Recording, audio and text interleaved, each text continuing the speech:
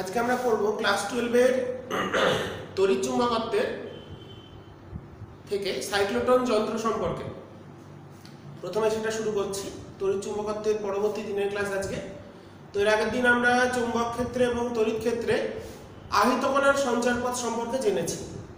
তো সাইক্লোট্রন যন্ত্রটা আমরা আগের দিন বলেছিলাম সাইক্লোট্রন কম্পাঙ্ক কি জিনিস। কোনো একটা আহিত কণাকে চুম্বক ক্ষেত্রের সাথে সমকোণে যদি গতিশীল করা হয় সেই ক্ষেত্রে আহিত কণার সঞ্চারপথ হয় বৃত্তাকার, এবং এই নীতিতে কাজে লাগিয়ে ধনাত্মক আধানের ক্ষেত্রে মনে রাখতে হবে এটা হচ্ছে পজিটিভ চার্জ, যেমন H প্লাস আলফা, এদের ক্ষেত্রে উচ্চ গতিশক্তি সম্পন্ন আলফা কণা বা প্রোটন উৎপন্ন করতে গেলে এই যন্ত্র আমরা ব্যবহার করব। তো একটু দেখে নিই কেমন যন্ত্রটা হয়। তো এর প্রধান দুটো অংশকে বলা হয় D D double E D D এর মতন দেখতে বলে ডি।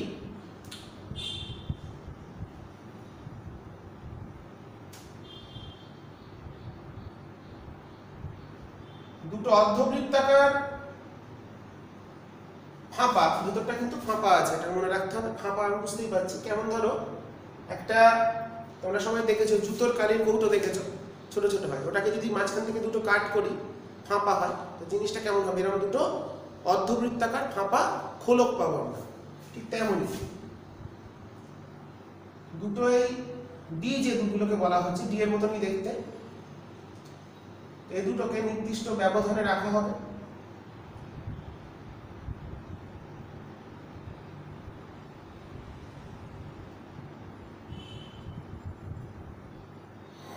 একটু শুরু করে দিই, এতটা চওড়া হবে না।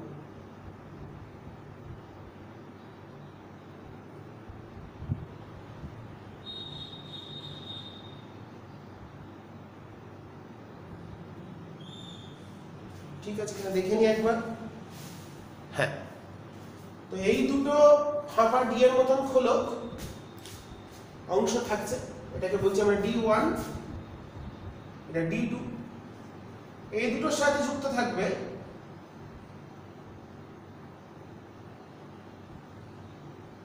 উচ্চ কম্পাঙ্ক যুক্ত এসি উৎসকে ওখানে যুক্ত করা হবে, যার কম্পাঙ্ক উচ্চ কম্পাঙ্ক যুক্ত এসি সোর্স বা অসিলেটর।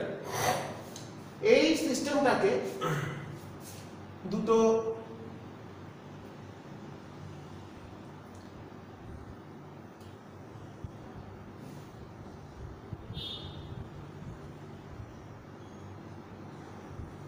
এটা হচ্ছে নর্থ পোল, দুটো চুম্বক মেরুর মধ্যে স্থাপন করা হবে।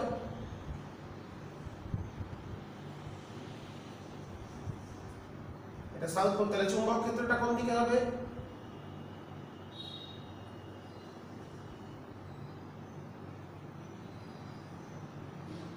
নিচের দিকে চুম্বক ক্ষেত্র, তাহলে চুম্বক ক্ষেত্রটা আমাদের নিচের দিকে থাকলো। আমরা এখানে কিন্তু লরেন্জ বলের ফান্ডাই কাজে লাগাবো।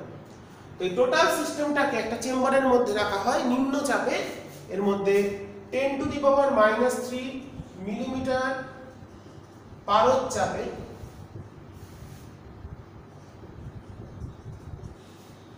একটা আবদ্ধ স্থানের মধ্যে রাখা হবে, যেখানে গ্যাস, যদি আমরা হাইড্রোজেন গ্যাস ভরে রাখি তাহলে H প্লাস আয়ন উৎপন্ন হবে উচ্চ গতিশক্তি সম্পন্ন। আর যদি আলফা কণা চাই, আমাদের নিউক্লিয় বিক্রিয়ার ক্ষেত্রে প্রয়োজন হয় উচ্চ গতিশক্তি সম্পন্ন ধনাত্মক আধান, সেখানে আমরা হিলিয়াম গ্যাস ভরে রাখবো। তাহলে হাইড্রোজেন কখন রাখবো? যদি প্রোটন প্রয়োজন হয়, H প্লাস আয়ন উৎপন্ন দরকার হয় উচ্চ গতিশক্তি সম্পন্ন, তাহলে রাখবো হচ্ছে H প্লাস হাইড্রোজেন গ্যাস। আর আলফা পেতে গেলে রাখবো হচ্ছে হিলিয়াম গ্যাস। চাপে গ্যাস চেম্বারে বা গ্যাস পূর্ণ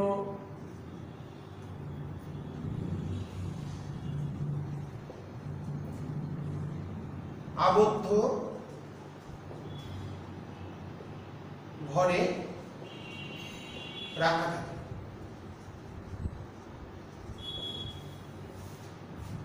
তো গ্যাসের আয়নের ফলে, তো দেখো এটা যেহেতু পরিবর্তী এসি সোর্স উচ্চ কম্পাঙ্ক যুক্ত,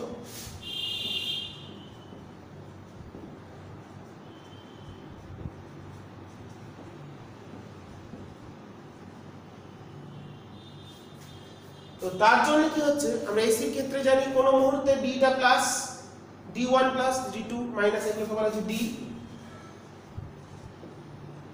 এই অর্ধবৃত্তাকার খোলক যেগুলো বললাম জিনিসটা কেমন দেখতে হবে, আইডিয়া পেয়েছো তোমরা। তো গ্যাস আয়নের ফলে দুটোর এই স্থানে যে আয়নগুলো উৎপন্ন হচ্ছে, তাহলে এটা কোনো মুহূর্তে যদি d1 টা প্লাস হয় d2 টা মাইনাস হয়, তাহলে আয়নগুলো d1 থেকে d2 এর দিকে অগ্রসর হবে। কেন বৃত্তপথে ঘুরছে? চৌম্বক ক্ষেত্রে। যদি জিনিসটা আমরা এরকম ভাবি, চৌম্বক ক্ষেত্র নিচের দিকে আছে, তাহলে এইদিকে গেল, অ্যান্টি ক্লক ঘুরছে। কেন অ্যান্টি ক্লক ঘুরছে? তাহলে আমরা এদিকে তার বেগ বলছি, তাহলে ফোর্সটা কোন দিকে হবে স্যার? কোন দিকে হবে ফোর্সটা? v cross b, v cross b মানে এইদিকে, তাহলে ফোর্সটা এরকম দিকে আসছে। এই জিনিসটাকে এইভাবে ঘুরিয়ে দিল, তাহলে এদিকে যাচ্ছিল কোন মুহূর্তে, তাহলে ঘুরে সে d1 থেকে d2 এর দিকে চলে যাচ্ছে। এবার মনে রাখতে হবে এই কম্পাঙ্কটা এমন হবে যাতে করে d1 ছেড়ে যখন সে d2 এর দিকে বেরোচ্ছে, এই মাঝখানে ফাঁকা স্থানটাই আসবে। সেই মুহূর্তে প্রথমে এটা ছিল d1 প্লাস, d2 ছিল মাইনাস, তাহলে d1 থেকে তাহলে তড়িৎ ক্ষেত্রটা কোন দিকে হচ্ছে? এই সাইড থেকে এই দিকে। তড়িৎ ক্ষেত্র বরাবর ওরা গতিশীল হয়েছে এই সাইডে, d2 এর দিকে গেল। এবার সেই মুহূর্তে কিন্তু d2 টা হয়ে গেল প্লাস, d1 টা হয়ে গেল মাইনাস যখন এখানটা বেরিয়ে আসবে। তাহলে এখানে যখন এর প্রবেশ করলো, প্রবেশ করে অর্ধবৃত্তপথে ঘুরলো, d2 দিয়ে যখন বেরিয়ে আসে তখন কিন্তু হয়ে গেছে d2 টা প্লাস, d1 টা মাইনাস। তাহলে d2 যেই প্লাস হয়ে গেল d1, তাহলে তড়িৎ ক্ষেত্র আবার ঘুরে যাচ্ছে, তাহলে আবার এদিকে গতিশীল হবে। এইভাবে এই d1 d2 এর মধ্যে প্রতিবার পরিবর্তী উচ্চ কম্পাঙ্কযুক্ত পরিবর্তী উৎসের জন্য d1 d2 প্রতি মুহূর্তে প্লাস মাইনাস হবে। তাহলে মনে রাখতে হবে কম্পাঙ্কটা কেমন, যে মুহূর্তে এখান দিয়ে বেরিয়ে চলে আসবে সঙ্গে সঙ্গে এদের পোলারিটি চেঞ্জ হয়ে যাবে, এবং এই বৃত্তপথে ঘুরতে ঘুরতে এক সময় একটু বড় করে দিলাম, এখানে এসে যখন পৌঁছে এখানে ধাক্কা মারবে, এখানে একটা উইন্ডো করা থাকবে, উইন্ডো W। তো এই ভেতর দিয়ে বেরিয়ে চলে আসছে পজিটিভ চার্জটা, এখান দিয়ে বেরিয়ে চলে আসবে এবং সেটা উচ্চ গতি সম্পন্ন হয়ে এখান দিয়ে বেরিয়ে চলে আসছে পাক খেতে খেতে। যত পাক খাবে তার প্রতি পাকে বেরোনোর পর প্রতিবার ত্বরণ সৃষ্টি হবে, কারণ তড়িৎ ক্ষেত্রটা প্রতিবার উল্টো দিকে ঘুরে যাচ্ছে। জিনিসটাকে আমরা যদি টপ ভিউ থেকে দেখি, টপ ভিউ থেকে তোমরা এরকম ভাবে আঁকতে পারো।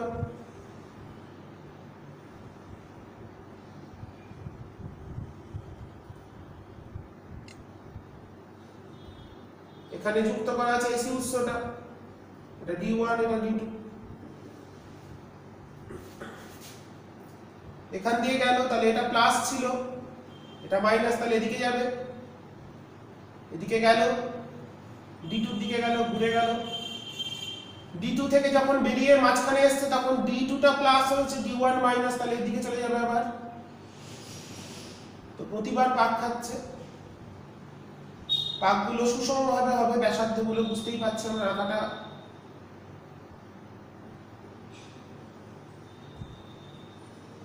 এই পাক খেতে খেতে সে যখন এই দেওয়ালে এসে ধাক্কা লাগবে, এটাকে একটা পাক আমরা ঘোরাতে পারছি, তোমরা ঠিক করে আঁকবে।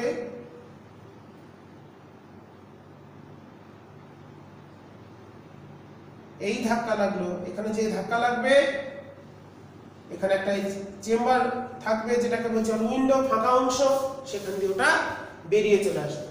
তাহলে জিনিসটা কেমন না আশা করি বুঝতে পেরেছো। এখান থেকে স্টার্ট হয়েছে, এটা প্লাস এটা মাইনাস, তাহলে আয়নটা কোন দিকে যাবে? এদিকে ঘুরে গেল, এদিকে গতিশীল হয়েছে, ঘুরে গেল, এদিকে গেলে আমরা কোন দিকে পাবো? ফোর্সটা দেখতেই পাচ্ছি এটার ক্ষেত্রে এদিকে যদি এদিকে যায়, চুম্বক ক্ষেত্র নিচে যদি এদিকে যায় তাহলে v ক্রস b, তাহলে v ক্রস b ভেতর দিকে ফোর্স, এদিকে ঘুরিয়ে দিচ্ছে, এদিকে ঘুরিয়ে দিচ্ছে, ফোর্সটা ওই সাইডে আছে, আর যখন এইদিকে আসবে, যখন এইদিকে গতিশীল হবে ফোর্সটা ঘুরে যাবে। তো প্রতিবার পাক খেতে খেতে প্রতি পাকে তার ব্যাসার্ধ বাড়ছে এবং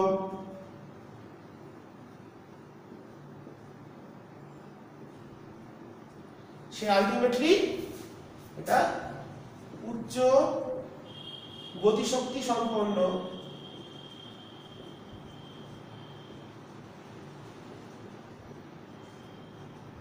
আহিত কণা এখান দিয়ে বেরিয়ে চলে আসছে। তাহলে এইভাবে সাইক্লোট্রন যন্ত্রের সাহায্যে উচ্চ গতিশক্তি সম্পন্ন আমরা আহিত কণা পেতে পারি। এবং এক্ষেত্রে আমাদের কিভাবে কাজ করছে, এই যে বৃত্তপথে ঘুরছে, তাহলে এর উপর যে চুম্বক বল সেটা আহিত কণাকে বৃত্তপথে ঘোরার জন্য অভিকেন্দ্র বল যোগান দিচ্ছে। তো এই হচ্ছে আমাদের চিত্র। ছবিটা ঠিক করে দেখবে, এখানে একটা এসি উৎস যুক্ত করা আছে। ঠিক আছে, ছবিটা ঠিক করে আঁকতে হবে। ছবিটা ক্লিয়ার আসছে?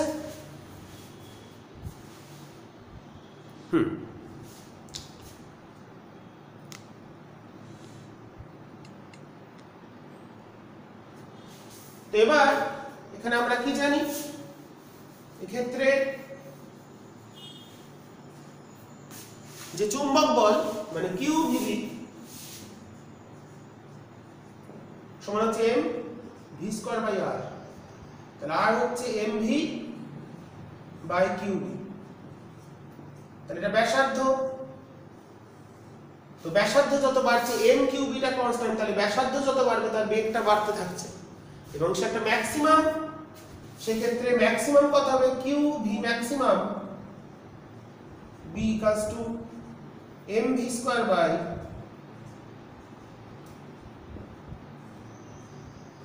তাহলে এখান থেকে আমরা পাচ্ছি r ম্যাক্সিমাম মানে v ম্যাক্সিমামটা হচ্ছে সর্বোচ্চ বেগ কত হচ্ছে qb r maximum by m। তাহলে সর্বোচ্চ গতিশক্তি কত হবে? দেখতে পাচ্ছি ব্যাসার্ধ যত বাড়বে বেগ তত বাড়বে। তার বৃত্তপথের ব্যাসার্ধ প্রতিবার সে যখন d1 থেকে d2 এর দিকে যাচ্ছে তখন d1 টা প্লাস, যখন d2 টা মাইনাস, তাহলে তড়িৎ ক্ষেত্র হচ্ছে কোন দিকে? d1 থেকে d2 এর দিকে আধানটা গেল। চুম্বক ক্ষেত্রের জন্য চুম্বক বলের প্রভাবে বৃত্তপথে ঘুরলো, d2 এর ভেতর থেকে অতিক্রম করে যখন বেরিয়ে আসছে তখন d2 টা হয়েছে প্লাস, d1 টা মাইনাস। তো প্রতিবার সে যখন একটা d থেকে অন্য d তে প্রবেশ করবে, মাঝখানের ফাঁকা অংশটাই আসছে, তখন দুটো d এর ফ্রিকোয়েন্সি, এই উৎসের ফ্রিকোয়েন্সি কম্পাঙ্কটা যেমন প্রতিবার তাদের পোলারিটি বা প্লাস মাইনাস যে পোলারিটি সেটা চেঞ্জ হচ্ছে। ফলে প্রতি আবর্তনে তড়িৎ ক্ষেত্রের উন্মুখ পরিবর্তনের জন্য কণাটা যখন দুটোর মাঝখানে ফাঁকা অংশ, দুটো d এর ফাঁকা অংশে আসছে, তার ত্বরণ সৃষ্টি হচ্ছে এবং তার বেগ বৃদ্ধি পাচ্ছে। প্রতিবার আবর্তনে তার ব্যাসার্ধটাও বৃদ্ধি পাচ্ছে এবং ব্যাসার্ধ বৃদ্ধি পাওয়ার ফলে সে যখন বেরিয়ে আসছে সেটা একটা উচ্চ গতিশক্তি সম্পন্ন এবং সেই ক্ষেত্রে সর্বোচ্চ বেগ কত বেগ অর্জন করতে পারে এটা? অর্থাৎ সর্বোচ্চ গতিশক্তি E kinetic energy half mv square করলে আসছে q square b square r max square by 2m। এটা হচ্ছে সর্বোচ্চ গতিশক্তি। আচ্ছা, এবার একটা d তে অতিক্রম করতে তার কত সময় লাগে? অর্ধ পর্যায়কাল। আমি ছবিটা মুছে দিচ্ছি, তোমরা ছবিটা ঠিক করে আঁকবে। তোমরা তোমাদের বইতেও দেখতে পারো, এই ছবি খুব কম বইতেই থাকে, সবাই সব জায়গায় গোল করে প্লেনে একটা ছবি দিয়ে দেয়। তো এই ছবিটা কিন্তু ভালো করে আঁকবে। তো একটা d কে অতিক্রম করতে অর্ধ পর্যায়কাল তাহলে কত? মানে স্মল t যদি বলি, একটা d কে অতিক্রম করতে কত সময় লাগছে? একটা d এর পরিধি হলো পাই r, তাহলে পাই r বাই v। তাহলে পাই r বাই v টা কত আসছে আমাদের? r বাই v হচ্ছে আমাদের পাই m বাই qb। তাহলে একটা d কে অতিক্রম করতে d এর মধ্যে অতিবাহিত সময়, এটা ডি এর ভিতর সে কতক্ষণ থাকছে পাই এম বাই কিউবি সময় থাকছে। অতএব পূর্ণ আবর্তনের জন্য অতএব পর্যায়কাল দাঁড়ালো t সমান হচ্ছে টুয়াইস টি মানে 2 পাই m বাই কিউবি। অতএব সাইক্লোট্রন কম্পাঙ্ক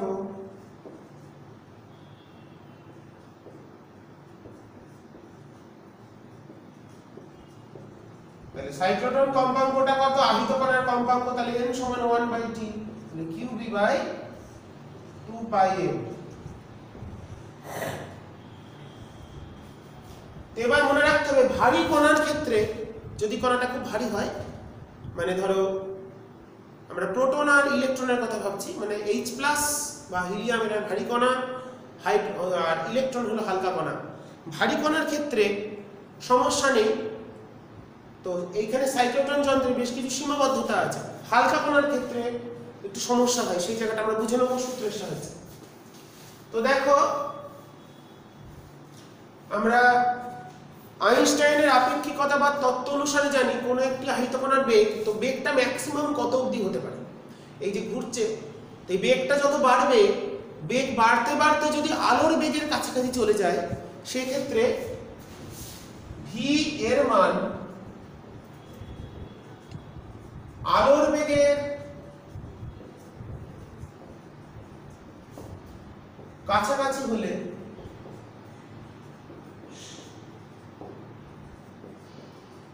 আপেক্ষিকতাবাদ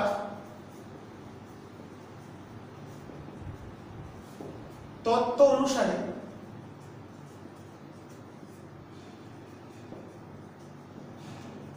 ভর কণার ভর বৃদ্ধি পায়। কেন? আমরা জানি আপেক্ষিক ভর মানে m0 by root over 1 minus v square by c square. m0 টাকে বলে হচ্ছে স্থির ভর বা রেস্ট মাস, m টাকে বলে রিলেটিভিস্টিক মাস, v টা speed of the charge particle, c টা স্পিড অফ লাইট। এবার v যত বাড়ে m তত বাড়তে থাকে, কারণ এখানে এটা বিয়োগ হচ্ছে তাহলে নিচটা ছোট হবে মানে m টা বাড়বে। তাই যদি হয় তাহলে এটা যদি পরিবর্তিত ভর, এখানে m0 টা হচ্ছে রেস্ট মাস বা স্থির ভর আর m টা হচ্ছে রিলেটিভিস্টিক মাস।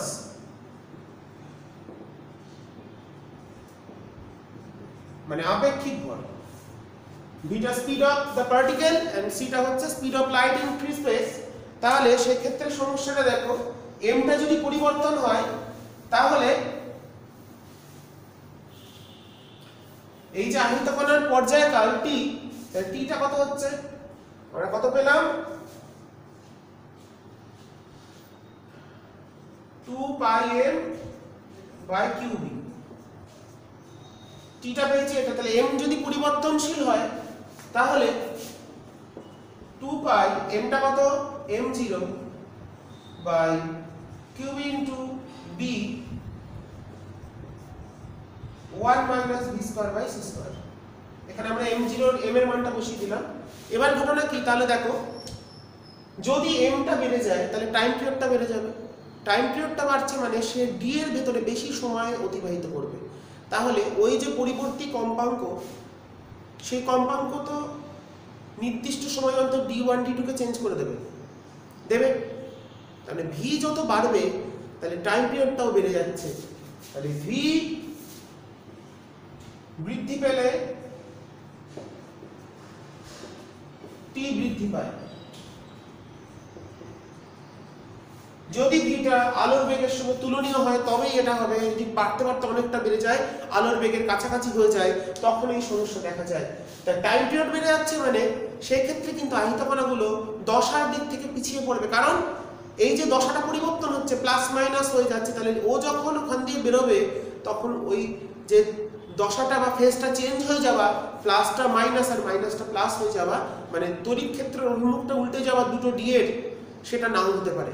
সেটা কখনো হবেই না, নাও হতে পারে কি হবেই না, কারণ যে সময় ওখান দিয়ে বেরোবে সেইটার সঙ্গে ওর কম্পাঙ্কটা ম্যাচ নাও করতে পারে, কারণ টাইমটা চেঞ্জ হয়ে যাচ্ছে। টাইম যদি চেঞ্জ হয়ে যায় ভি বৃদ্ধির সাথে সাথে তাহলে কিন্তু সমস্যা। তাহলে সেই ক্ষেত্রে আমরা আহিত কণাকে গতিশীল করতে পারবো না।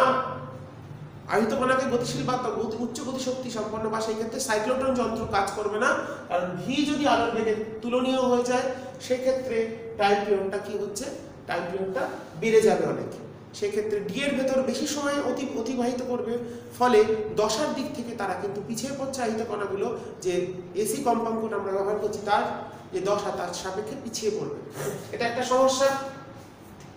ফলে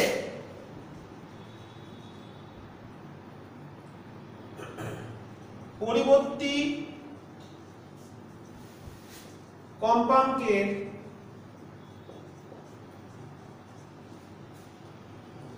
দশার সাপেক্ষে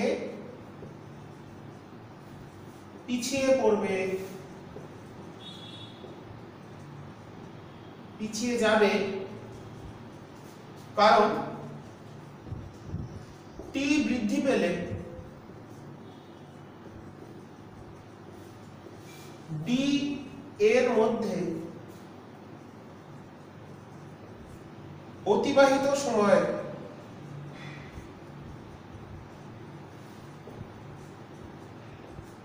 বৃদ্ধি পায়। আবার একটা সমস্যা আছে, ঠিক আছে, একটা সমস্যা সেটা হলো আমরা এখানে তাহলে টাইম আর কম্পাঙ্ক 2 পাই এর কম্পাঙ্কের সূত্র কি, কিউবি বাই 2 পাই এম। তাহলে যদি হালকা ভরযুক্ত কণা হয়, হালকা ভরযুক্ত কণা হলেও সমস্যা, সেক্ষেত্রেও এম যত ছোট হবে তত এমটা বেড়ে যাবে। এমটাকে আমরা হালকা ভরযুক্ত যদি হয় তাহলে তার বেগটা কিন্তু দ্রুত বাড়বে, কারণ ভরবেগটা ধ্রুবক।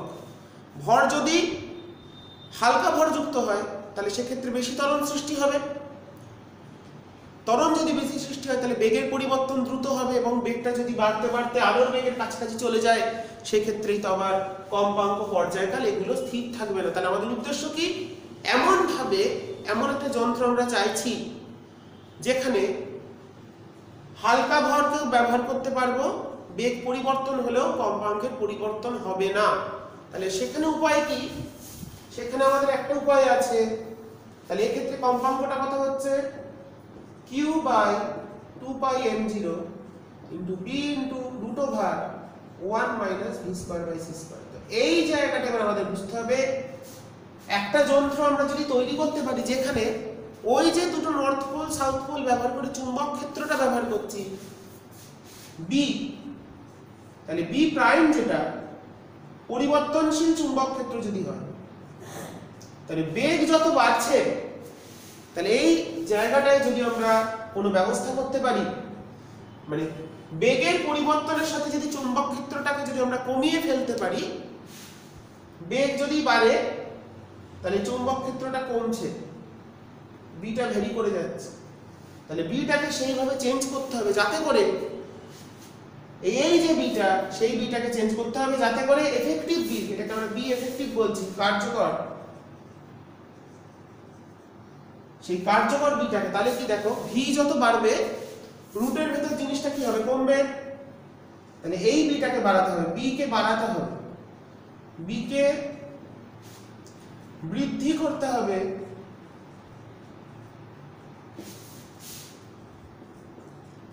এইভাবে যাতে b into root over 1 minus v square by c স্কয়ারটা পদটি ধ্রুবক থাকে। বিটাকে যদি বাড়িয়ে দিই 1 root over 1 minus v square by c square যেভাবে কমিয়ে দিচ্ছে, আমরা বিটাকে যদি পরিবর্তন করি তাহলে একটা উপায়, তাহলে এই জায়গাটা তাহলে কিন্তু কনস্ট্যান্ট থেকে যাবে, ব্র্যাকেট অংশগুলো কনস্ট্যান্ট থেকে যাবে, যার ফলে কি হবে, পর্যায়কাল এবং কম্পাঙ্ক কোনোটাই এফেক্ট করবে না। ঠিক আছে, তাহলে দেখে নাও তোমরা ব্যাপারটা। তাহলে কি দাঁড়ালো, আমরা যদি এখানে যে চৌম্বক ক্ষেত্রটা ব্যবহার করছি সেই চৌম্বক ক্ষেত্রটাকে যদি আমরা পরিবর্তনশীল করতে পারি, পরিবর্তনশীল চৌম্বক ক্ষেত্র যদি ব্যবহার করি, সেই ক্ষেত্রে কিন্তু টাইম পিরিয়ড আর ফ্রিকোয়েন্সি দুটোই আনচেঞ্জ থাকছে, এবং সেই যন্ত্রেই আমরা ইলেকট্রনকে ত্বরান্বিত করতে পারবো, কারণ ইলেকট্রন হালকা কণা। হালকা কণা হলে বেগটা দ্রুত বৃদ্ধি পাবে। দ্রুত বেগ বৃদ্ধি পেলে কি সমস্যা হবে? পর্যায়কাল কম্পাঙ্ক দুটোই পরিবর্তন হয়ে যাবে। পর্যায়কাল বেড়ে যাচ্ছে, কম্পাঙ্ক কমে যাচ্ছে। তাহলে আমরা এখান থেকে যদি বিটা, এখানে যে নর্থ পোল সাউথ পোল ব্যবহার করে চুম্বক ক্ষেত্রটা প্রয়োগ করেছি, সেটাকে যদি সময়ের সঙ্গে সঙ্গে মানে বেগ বৃদ্ধি যেভাবে পাবে, যাতে করে বেগ যত বৃদ্ধি পায় √1 - v²/c² হ্রাস পায়, এবার সেইটাকে ধ্রুবক রাখতে গেলে বিটাকে বৃদ্ধি পেতে বাড়াতে হবে, যাতে করে ওই দুটোর গুণফলটা ধ্রুবক থেকে যায়, কার্যকর বি এফেক্টিভটা যাতে কনস্ট্যান্ট থেকে যায়, সেটাই আমাদের উদ্দেশ্য। তাহলে এই উদ্দেশ্যকে কাজে লাগিয়ে যে যন্ত্র এই ব্যবস্থা করতে পারে, যে যন্ত্রে এই ব্যবস্থা রাখা যায়, তাকে বলে সিনক্রোসাইক্লোট্রন। যে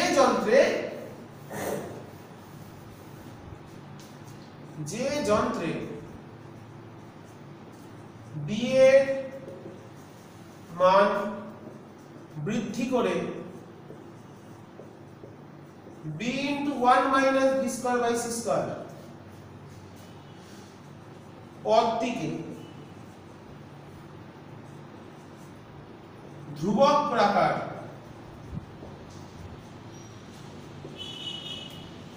ব্যবস্থা করা যায়,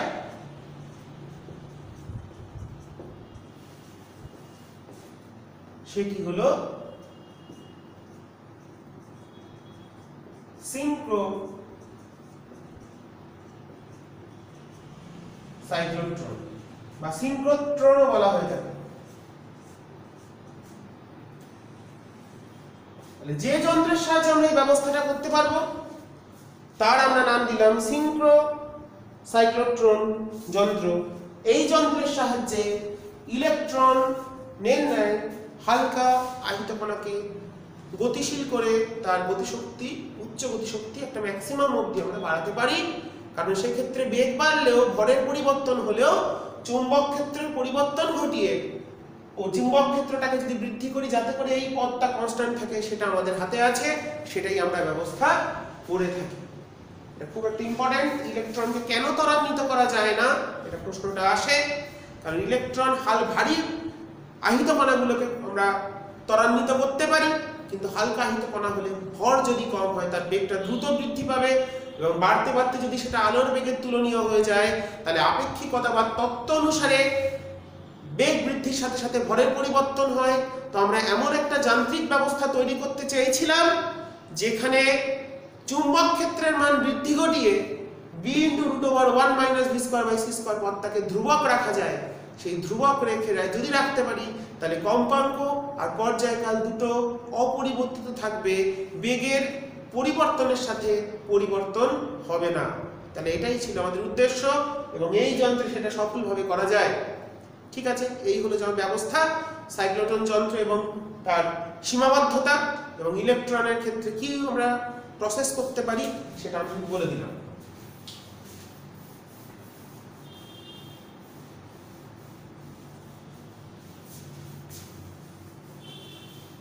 এরপর আমরা যেটা করব সেটা হলো চৌম্বক ক্ষেত্রে পরিবাহী যদি কোনো তার থাকে তার উপর কি ধরনের বল কাজ করে সেই ব্যাপারটা আমরা দেখে নেব। তো আমরা জানি কোনো আহিত কণা যদি চৌম্বক ক্ষেত্রে নির্দিষ্ট অভিমুখে গতিশীল হয়, তার উপর চৌম্বক বল হচ্ছে Q × V × B। তো কোনো পরিবাহী যার ভেতর দিয়ে তড়িৎ প্রবাহ ঘটছে এবং তাকে যদি কোনো একটা চৌম্বক ক্ষেত্রে স্থাপন করি, তার ভেতর যেন ইলেকট্রনগুলির অনুপ্রবাহের বেগ বা বিচলন বেগ সৃষ্টি হয়, তাহলে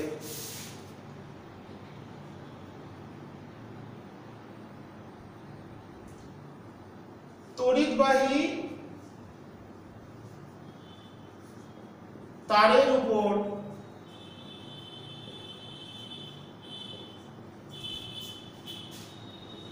চৌম্বক ক্ষেত্রে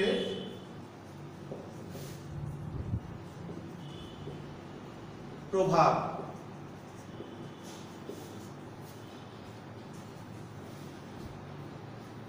তো কোনো ধরো আমরা যদি পরিবাহী ধরে নিই যার ভিতর দিয়ে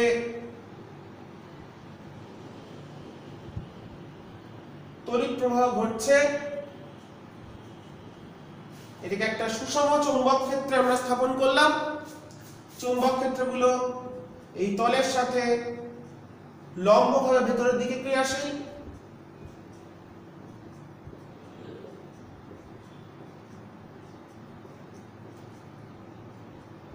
এইভাবে যদি স্থাপন করি তাহলে এর ভেতরে যে ইলেকট্রনগুলো আছে বা আহিত কণাগুলো গতিশীল, তার উপর কি পরিমাণ বল কাজ করবে।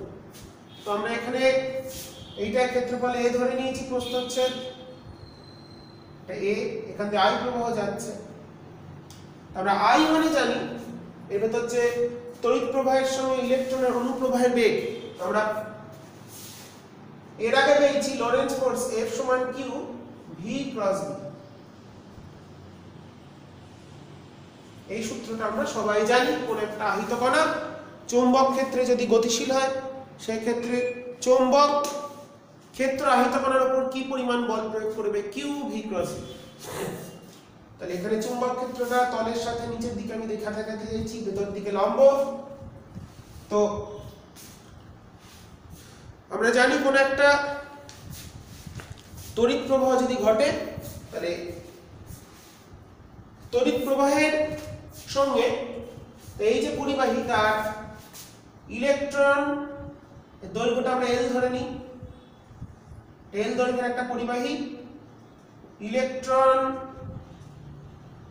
ঘনত্ব ধরলাম n, মানে একক আয়তনে ইলেকট্রনের সংখ্যা n, ইলেকট্রনের অনুপ্রবাহের বেগ বা বিচলন বেগ,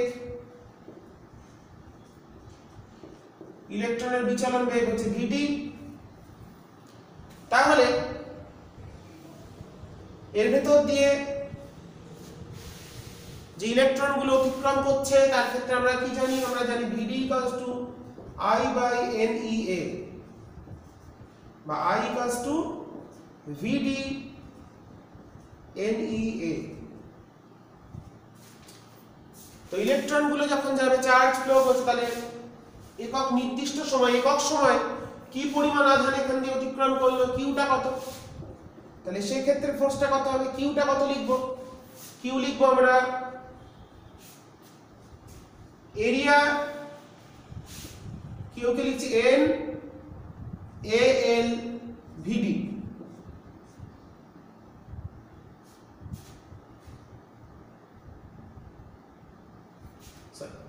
n al into e, তাহলে টোটাল চার্জ ইনটু কত বেগে যাচ্ছে ইলেকট্রনগুলো vd ক্রস b। দেখো লিখতে পারি কিনা, ভলিউমটা কত al, n টা হচ্ছে ইলেকট্রন ঘনত্ব, তাহলে n al মানে হচ্ছে ইলেকট্রনের সংখ্যা, তাকে ইলেকট্রনের চার্জ দিয়ে গুণ করলাম, তাহলে এটা টোটাল চার্জ q পেয়ে গেলাম, ইলেকট্রনের বেগ ধরছি vd ইনটু b। তো এখান থেকে আমরা এটাকে লিখছি n, এবার লেন্থ যদি ছোট্ট একটা ক্ষেত্রফল ধরি তার দৈর্ঘ্য ভেক্টর বা সরণ ভেক্টরটা কোন দিকে কাজ করছে, সরণ ভেক্টরটার দিকে, তাহলে আমি এটাকে লিখছি n l vd into l cross b। কারণ বেগ ভেক্টর আর সরণ ভেক্টর একই দিকে, তাই দুটোকে আমি অল্টারনেট করতেই পারি। তো এটাকে আমরা লিখতে পারি I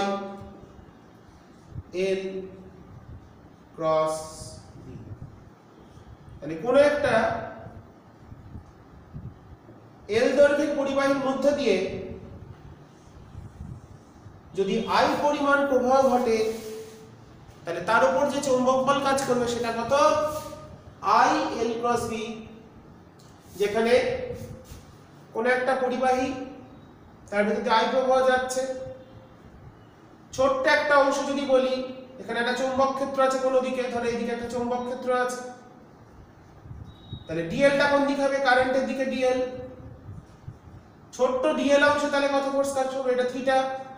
তাহলে এই সূত্র অনুসারে ক্ষুদ্র dl অংশে প্রযুক্ত চৌম্বক বল dF equals to I dl cross b। তাহলে টোটাল ফোর্স বার করতে গেলে ফোর্স কত আসবে I integration dl cross b। Main formula এটা। যদি লেন্থ সরণ ভেক্টর আর চৌম্বক ক্ষেত্র ভেক্টরের মধ্যবর্তী কোণ থিটা হয় সেই ক্ষেত্রে আমরা ফোর্স কত পাবো b I l sin theta. অঙ্কের ক্ষেত্রে এই সূত্র ব্যবহার করব। আর ফোর্সের অভিমুখ হচ্ছে অ্যাকচুয়ালি আমাদের ফ্লেমিং এর বাম হস্ত সূত্র। চৌম্বক ক্ষেত্রের দিকে আছে, চৌম্বক ক্ষেত্রটার দিকে আছে, প্রবাহটা নিচের দিকে যেতে হলে ফোর্সটা কোন দিকে কাজ করবে আমরা দেখতে পাচ্ছি পরিবাহীর গতি এদিকে ফোর্স কাজ করছে। চৌম্বক ক্ষেত্র এদিকে, আমার আঙুলটা এটা প্রবাহ মাত্রার দিক, তাহলে কোন দিকে গতিশীল হবে এদিকে, তাহলে সেটা হচ্ছে F equals to IL cross B। L cross B করে দেখো, L এদিকে, L টা এদিকে, L টা এদিকে, B টা ভেতরে, তাহলে কেমন আমাদের L চৌম্বক ক্ষেত্রটা ভেতর দিকে, L টা এদিকে, L এর দিকটাই তো প্রবাহের দিক, তাহলে L cross B যদি আমরা করি কোন দিকে ঘুরছে এইগুলো, তাহলে ফোর্সটা কোন দিকে পেলাম একদম ফ্লেমিং এর বাম হস্ত নিয়ম ভালো করে লক্ষ্য করলে পেয়ে যাবে। বিটা ভেতর দিকে, এল যেদিকে সেদিকে প্রবাহ, পরিবাহীর দৈর্ঘ্য ভেক্টর যেদিকে, ফোর্স কোন দিকে, পরিবাহীর গতি কোন দিকে, ফোর্স বরাবর। তাহলে এই হচ্ছে ফোর্স। তাহলে বিল সাইন থিটা। তাহলে কোন একটা এল দৈর্ঘ্যের পরিবাহী সুষম চৌম্বক ক্ষেত্রের সাথে যদি থিটা করে তার ভিতর অভিমুখ যদি থিটা কোণ উৎপন্ন হয়, এল এবং বি এর মধ্যবর্তী কোণ যদি থিটা হয়, তাহলে তার উপর যে বল কাজ করবে চৌম্বক বল সেটা কত হবে বিল সাইন থিটা, বিল সাইন থিটা। ওকে, তাহলে এই হচ্ছে তড়িৎবাহী পরিবাহী তারের উপর, তড়িৎবাহী তারের উপর চৌম্বক ক্ষেত্রের প্রভাব এবং ক্রিয়াশীল বলের রাশিমালা। এরপর আমরা যেটা দেখব সেটা হচ্ছে কোন সুষম চৌম্বক ক্ষেত্রে যদি কোনো তড়িৎবাহী লুপ থাকে, লুপের উপর কত টর্ক কাজ করবে। তাহলে ফোর্সের সূত্র পেলাম বিল সাইন থিটা। সূত্র মনে রাখা সহজ, BIL সাইন থিটা, বিল সাইন থিটা। আচ্ছা, পরের টপিক, সুষম চৌম্বক ক্ষেত্রে তড়িৎবাহী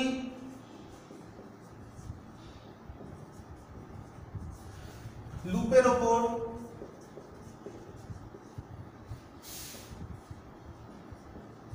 ক্রিয়াশীল টর্ক। এগুলো সব 3 নম্বরের প্রশ্ন হিসাবে আসে, প্রমাণগুলো খেয়াল করতে হবে।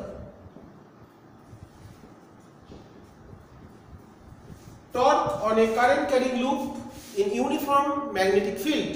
টর্ক অন এ, হ্যাঁ ঠিক আছে, torque on a current carrying loop. ধরো আমাদের এরকম একটা আয়তাকার কুণ্ডলী আমরা ধরছি,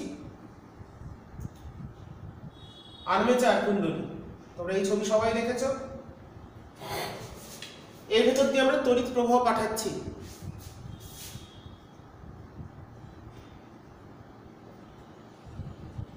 এটা আমি XY তল ধরে নিচ্ছি, XY তলে আছে, এটা Z অক্ষ। ঠিক আছে, আশা করি বোঝানো গেছে। তো এই দিক থেকে এদিকে সুষম চৌম্বক ক্ষেত্র ক্রিয়াশীল।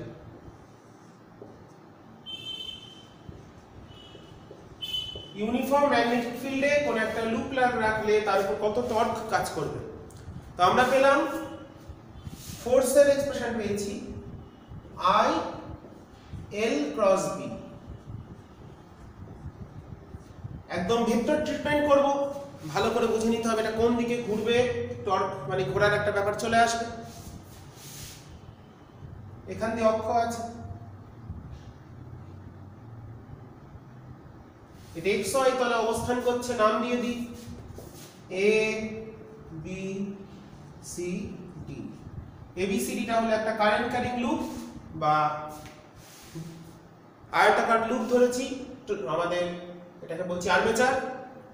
তাহলে ফোর্সটা কেমন হবে? ফোর্সের সূত্র আমরা পেয়েছি I L ক্রস B। তাহলে আমরা যদি ফ্লেমিং এর বাম হস্ত নিয়মই করি বা ভেক্টর ফর্ম দিয়ে করি, তাহলে দেখো এবির ক্ষেত্রে কারেন্টটা কোন দিকে যাচ্ছে, এটা দৈর্ঘ্য হচ্ছে, আমরা এখানে ধরে নিচ্ছি এবি সমান সিডি সমান হচ্ছে এল, আর বিসি ইকুয়ালস টু ডিএ, এটা হচ্ছে ব্রেথ। দৈর্ঘ্য আর প্রস্থ ধরে নিলাম লেন্থ এল, ব্রেথ হচ্ছে বি। তো ফোর্সটা আমরা ক্যালকুলেট করব। আমাদের এখানেও দেখতেই পাচ্ছি ফোর্সটা কোন দিকে আমাদের হবে, কারেন্ট যাচ্ছে কোন দিকে, চৌম্বক ক্ষেত্র আছে এদিকে, প্রবাহ যাচ্ছে এদিকে ভেতর দিকে, তাহলে ফোর্সটা নিচে সেটা আমরা এখান দিয়ে করতে পারছি। তাহলে প্রথমে আমরা বার করি এবির উপর, তাহলে এফ এবিটা কত হবে, প্রত্যেকটা বাহুর উপর ফোর্সটা বার করব। আই লেন্থ কোন দিকে, কারেন্টের দিকে, তাহলে এটার কোন দিকে, নেগেটিভ এক্স অক্ষ বরাবর, এটাকে পজিটিভ এক্স অক্ষ ধরেছি, তাহলে নেগেটিভ এক্স, তাহলে L minus I cap. Beta কোন দিকে ধরেছি, ওয়াই অক্ষ বরাবর, বিটা হচ্ছে বি জে ক্যাপ,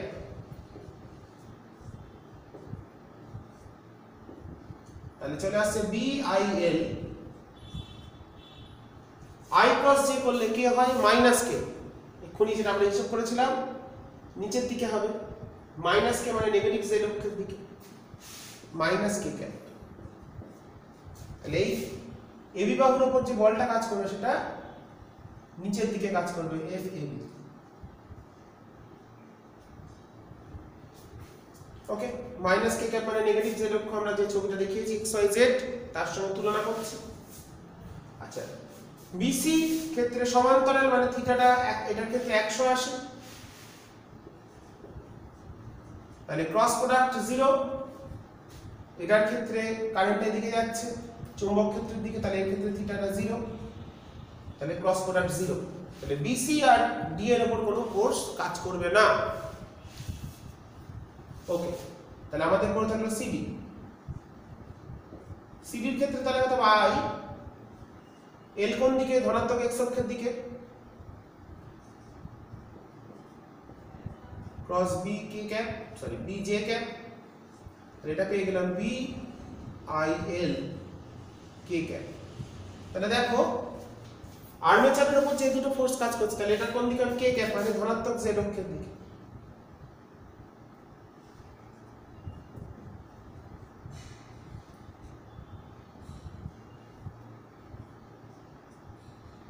না ভুল আঁকলাম, এটা এইদিকে হবে। তাহলে এফ বিসি আর এ ডিএ এ দুটো 0। ওকে, তাহলে আর্মেচারের উপর যে বলটা কাজ করছে দুটো বলের মানে কিন্তু বিআইএল, এটাও বিআইএল এটাও বিআইএল, কিন্তু তারা পরস্পর সমান ও বিপরীতমুখী, তাহলে এখানে একটা টর্ক ক্রিয়া করবে, তাহলে টর্ক কত হবে, টর্ক তাহলে হচ্ছে বল ইনটু লম্ব দূরত্ব, তাহলে হচ্ছে বিআইএল,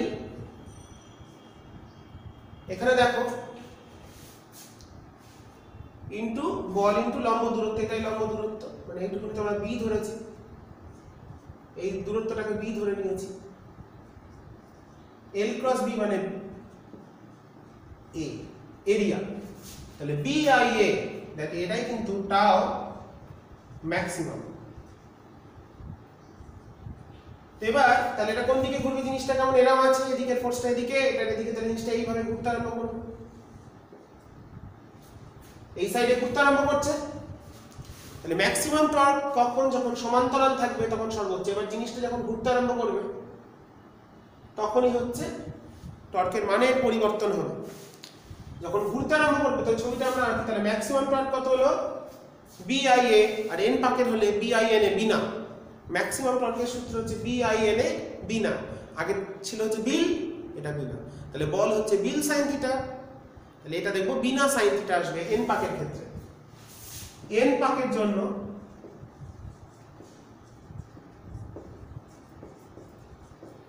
টাও ম্যাক্সিমাম বিআইএনএ, এনটা দিয়ে গুণ করে দিলাম কারণ কারেন্টটা এন পাক ঘুরবে, তাহলে এন পাক ঘুরলে এন বার টর্ক অনুভব করবে, তাহলে সবগুলো যোগ হবে, সবগুলো একই দিকে। যদি ঘুরে যায় তখন কেমন হবে সেটা একটু দেখি এবার। তো একদম শুরুতে আমি জিনিসটা একটু এরকম ভাবে আঁকি। তাহলে এই ক্ষেত্রে যখন আর্মেচারটা এরকম ছিল, আর্মেচার কুণ্ডলীটা এরকম ছিল, চুম্বক ক্ষেত্রটা এই বরাবর ছিল, জিনিসটা আমি এরকম ভাবে শর্টে ছোট করে দেখাচ্ছি। তাহলে চুম্বক ক্ষেত্র কোন দিকে? এদিকে। তার এরিয়া ভেক্টর, তলের ক্ষেত্র ভেক্টরটা কোন দিকে? এখানে ক্ষেত্রফল কোনটা? এখানে ভেক্টর কোনটা কোনটা? বি আছে আর এ আছে, ক্ষেত্র ভেক্টর এ। তাহলে এখানে দেখো এই দুটোর মধ্যবর্তী কোণ কিন্তু 90 ডিগ্রি। এবার আর্মেচারটা যখন একটু ঘুরে যাবে, কোন দিকে ঘুরছে? এদিকে। ঘুরে গেলে তখন কিন্তু আর্মেচারটা একটু এরকম হয়ে যাবে। তার চুম্বক ক্ষেত্র তো এদিকেই আছে, কিন্তু এরিয়া ভেক্টরটা কিন্তু তলের লম্ব কোন দিকে? এদিকে। তাহলে আগে যে ডিরেকশনে ক্ষেত্র ভেক্টরটা ছিল, এটা যেদিকে ছিল তখন হয়েছিল বিআইএন এ, সেই বরাবর এটা যদি থিটা ধরি, এই বরাবর এর উপাংশ কত? এ sin থিটা। তাহলে এই ক্ষেত্রে তাহলে কত হবে? তাহলে এই ক্ষেত্রে এক নম্বর ক্ষেত্রে, 2 নম্বর ক্ষেত্রে, তাহলে যখন তলের অভিমুখের সাথে চুম্বক ক্ষেত্র থিটা কোণে অবস্থান করবে, যখন তলের ক্ষেত্র ভেক্টর চুম্বক ক্ষেত্র এর বি এর সাথে থিটা কোণে অবস্থিত, তাহলে তলের সাথে কোণটা হচ্ছে 90 মাইনাস থিটা। তলের সাথে কোণ 90 মাইনাস থিটা মানে এই অ্যাঙ্গেলটা। তাহলে আমাদের এখানে থিটা কোণটা ক্ষেত্র ভেক্টর তলের সাথে না, তলের লম্ব দিকের সাথে চুম্বক ক্ষেত্রের অভিমুখটা হচ্ছে থিটা। সেক্ষেত্রে অবস্থিত, তখন টর্কটা কত হবে? টাও হবে, দেখো যখন লম্ব ছিল হয়েছিল BI/NA। তাহলে এখন এ যেদিকে ছিল সেখানে এখানে কোন দিকে এটা আছে? এই বরাবর এ কত? এ sin থিটা। তাহলে হবে BI/NA, এটা হচ্ছে কার্যকর, এটা হচ্ছে এ sin থিটা। সুতরাং এখানে ভেক্টর ঘুরছে কোন দিকে? এদিকে ঘুরেছে, তাহলে এই মানে ভেতরের দিকে, এ থেকে বি এর দিকে ক্রস। তাহলে টাও এর ভেক্টর ক্রমটা হলো NI a vector cross B vector. AB sin theta এসছে, বি ক্রস এ নয়, বি ক্রস এ হলো না কেন? কোন দিকে ঘুরছে? এ থেকে বি এর দিকে, তল থেকে এ ভেক্টর থেকে বি ভেক্টরের দিকে। তাহলে টর্কের ভেক্টর রূপ হলো NI a ক্রস বি। আর যে কোনো অবস্থানে তাহলে থিটাটা মনে রাখতে হবে কার কার মধ্যবর্তী কোণ? তলের সাথে চুম্বক ক্ষেত্র নয়, তলের লম্ব দিকের সাথে চুম্বক ক্ষেত্রের অভিমুখ থিটা। যদি বলে তলের সঙ্গে 30 ডিগ্রি, তাহলে অ্যাঙ্গেলটা নিতে হবে 60 ডিগ্রি। তলের সাথে যদি 30 ডিগ্রি হয়, তাহলে উপরের কোণটা কত হচ্ছে? 60 ডিগ্রি। এটা কিন্তু মাথায় রাখতে হবে, এটা কিন্তু গুরুত্বপূর্ণ কথা। আর ভেক্টর রূপটা পেলাম NI a ক্রস b। তাহলে এটাই হচ্ছে তড়িৎবাহী লুপের ওপর চৌম্বক বল। তো ধরো আমরা যদি বলে কোন একটা বৃত্তাকার লুপ আছে যার ভেতর দিয়ে আয়তন হয়ে যাচ্ছে, চৌম্বক ক্ষেত্রটা বলে এদিকে, লুপের তলের সাথে লম্ব দিকে। তাহলে কোন একটা লুপের তলের সাথে লম্ব দিকে চুম্বক ক্ষেত্র আছে এই বরাবর। তাহলে এই ক্ষেত্রে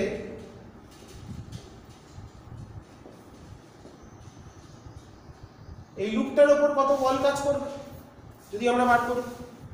তাহলে এই ক্ষেত্রে কিন্তু বলটা হচ্ছে, তোমরা যদি এই পয়েন্টটা দেখো, I L ক্রস B, আইটা কোন দিকে? স্পর্শক, এটা লম্ব। তাহলে I L ক্রস B মানে এইদিকে যাচ্ছে, তাহলে ফোর্সটা চলে আসছে এই বরাবর। আবার এইখানে যদি ভাবি এইদিকে, তাহলে এই ক্ষেত্রে আরেকটা ভাবা যায়, I L ক্রস B হচ্ছে ফোর্স। তাহলে এই জিনিসটাকে এরকম করে ভাবি, তাহলে চুম্বক ক্ষেত্র কোন দিকে আছে? বাইরের দিকে। কারেন্টটা এদিকে, তাহলে এখানে কত ফোর্স হবে চুম্বক ক্ষেত্র এই, তাহলে এল ক্রস বি যদি করি, এল ক্রস বি, এলটা কোন দিকে, চুম্বক ক্ষেত্রটা ডট ধরেছে,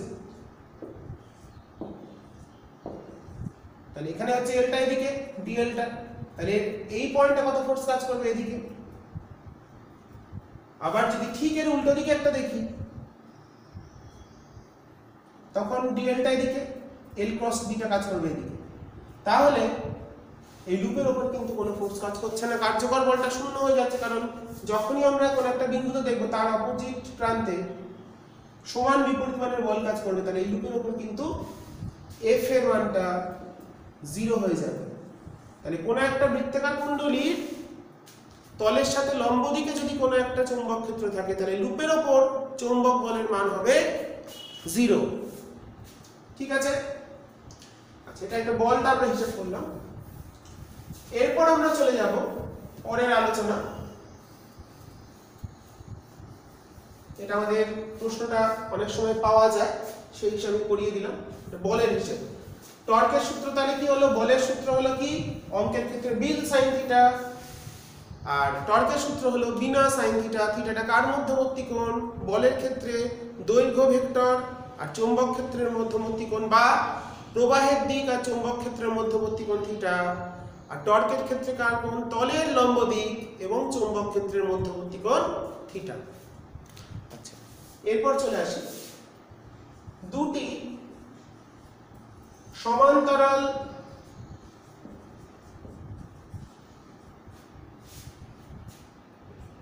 দীর্ঘ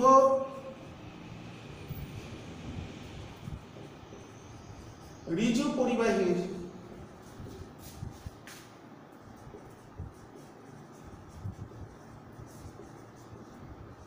মধ্যে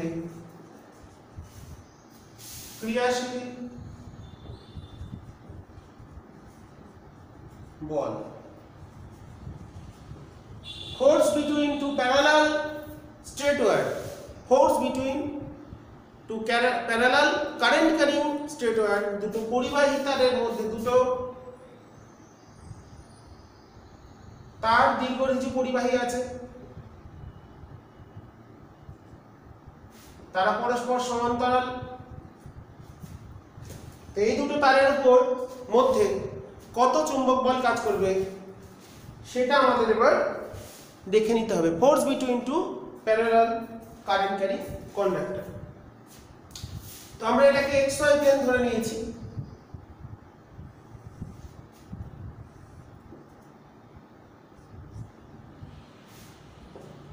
তাহলে কারেন্ট ধরে নিই, ধরো দুটোতেই একই দিকে কারেন্ট যাচ্ছে, এদিকে I1 এদিকে I2, দুটো দূরত্ব, এটা 0 0 তে রেখেছি, এটা 0, d তে রেখেছি, d, 0 তে অ্যাকচুয়ালি মধ্যবর্তী দূরত্ব d। তাহলে দুটো দীর্ঘঋজু পরিবাহী পরস্পর থেকে d দূরত্বে আছে, দুটো একই দিকে প্রবাহ যাচ্ছে, তাহলে তারের যে কোনো তারের প্রতি একক দৈর্ঘ্যে কত বল কাজ করবে। তো দেখো আমরা জানি এটা 1 নম্বর তার, এটা 2 নম্বর। আমরা 1 এর জন্য 2 এর উপর বলটা বার করছি, সেটাও যা হবে 2 এর উপর জন্য 1 এর উপর তাই হবে বলের মানটা, একক দৈর্ঘ্যে প্রযুক্ত বল। তো এই তারের প্রবাহ যদি এদিকে যায়, তার জন্য এইখানে যে চৌম্বক ক্ষেত্র সেটা ক্রস হবে।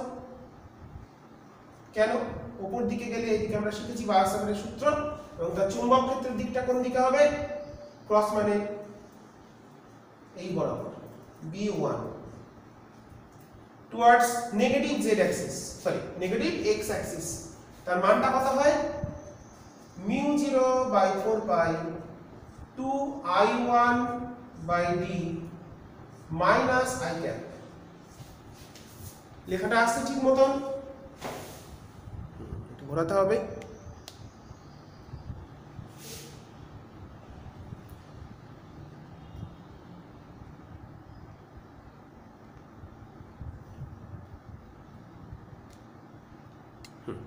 তাই নেগেটিভ x অক্ষ বরাবর চৌম্বক ক্ষেত্র তৈরি হয়েছে 1 নম্বর তারের জন্য।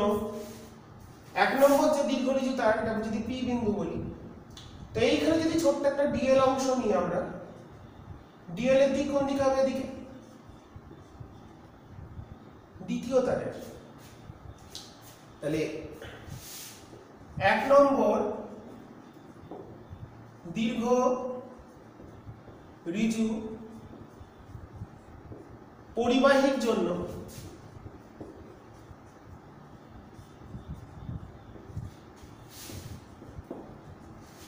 পি বিন্দুতে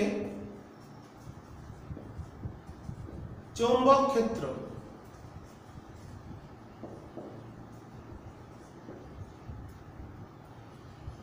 B1 একের জন্য B1 পি বিন্দুতে, তাহলে সেটা কত হচ্ছে μ0/4 2I1 by d towards negative x Axis, কারণ উপরে কারেন্ট গেলে তার ডান দিকে ক্রস হয়, বায়োসাভার্টের সূত্র আমরা শিখেছি। সুতরাং 2 নম্বর তারের ডিএল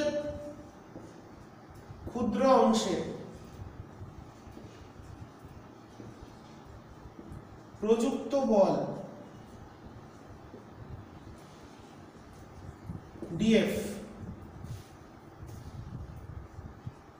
কত হবে? 2 1 দিলাম 2 এর উপর 1 এর জন্য, I কারেন্ট আছে I2 ডিএল ক্রস বি 1, তাহলে কত হচ্ছে I2 ডিএল এর দিক কোন দিকে? ধনাত্মক z অক্ষ বরাবর, এটা z অক্ষের দিক, ডিএলটা কারেন্ট যেদিকে সেদিকে ডিএল, তাহলে হচ্ছে ডিএল কে ক্যাপ ক্রস B1 টা কোন দিকে ছিল?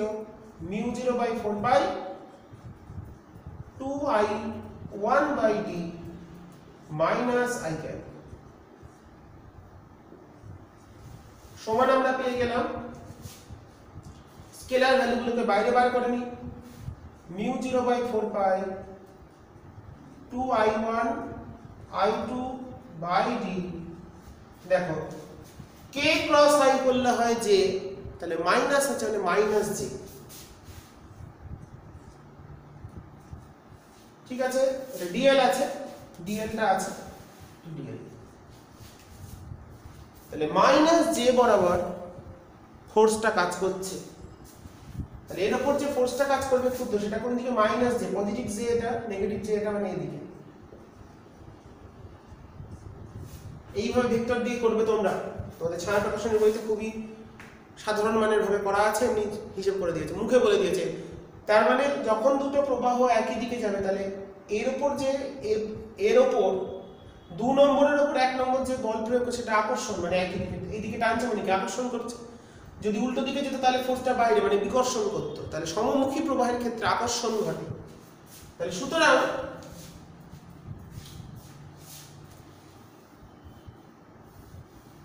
আমরা পেয়ে গেলাম তারের প্রতি একক দৈর্ঘ্যে, তাহলে ডিএল দৈর্ঘ্যে বল এটা, তাহলে একক দৈর্ঘ্যে কত হবে? ডিএফ ডিএল প্রতি একক দৈর্ঘ্যে প্রযুক্ত বল ফোর্স পার ইউনিট লেন্থ, শুধু মানটা লিখছি, তাহলে কত হবে? μ0/4 2I1 I2/d Newton per metre, একক হবে নিউটন মিটার ইনভার্স। একক দৈর্ঘ্যে প্রযুক্ত বল, দুটো সমান্তরাল পরিবাহী ঋজু পরিবাহী যদি থাকে, যে কোনো তারের প্রতি একক দৈর্ঘ্যে ক্রিয়াশীল বলের সূত্র কত হলো? μ0/4 2I1 I2/d। সমমুখী প্রবাহ হলে, তাহলে যদি আমরা এইটা 1 নম্বরের উপর করতাম, 2 এর জন্য 1 এর উপর, তাহলে ফোর্স চলে এদিকে, তাহলে তারা পরস্পরকে আকর্ষণ করবে। যদি উল্টো দিকে হয়, বিপরীত প্রবাহ ঘটে, তাহলে তারা পরস্পরকে বিকর্ষণ করবে। তাহলে সমমুখী প্রবাহের ক্ষেত্রে আকর্ষণ হয়, বিপরীতমুখী প্রবাহের ক্ষেত্রে বিকর্ষণ হয়। বিপরীত মানে বিকর্ষণ, সমমুখী মানে আকর্ষণ। তাহলে এই হচ্ছে আমাদের সূত্র। তো এখান থেকে আমরা একটা সংজ্ঞা পাবো, তড়িৎ প্রবাহের একক অ্যাম্পিয়ার। অ্যাম্পিয়ারের ডেফিনেশন। তো দেখো,